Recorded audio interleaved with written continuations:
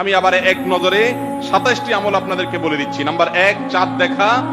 number 2 রোজা রাখা, number 3 তারাবির নামাজ আদায় করা, নাম্বার 4 সাহরি খাওয়া, 5 নম্বর আমল হলো শেষ সময় সাহরি খাওয়া, 6 নম্বর আমল হলো ইফতার করা, 7 নম্বর আমল হলো তাড়াতাড়ি ইফতার করা,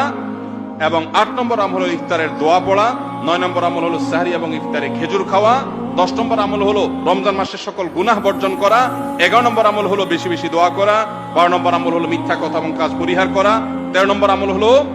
অশ্লীলতা এবং ঝগড়া বিবাদ রমজানে রোজা রেখে না করা, 14 নম্বর আমল হলো ভালো কাজের পরিমাণ এই মাসে বাড়ায় দেওয়া, 15 নম্বর আমল হলো বেশি বেশি আল্লাহর কাছে ক্ষমা চাওয়া, কারণ মাশাআল্লাহ বেশি ক্ষমা করেন মানুষকে, 16 নম্বর আমল হলো অন্য রোজাদারকে ইফতার করানো, তাদের বাসায় ইফতার পাঠানো,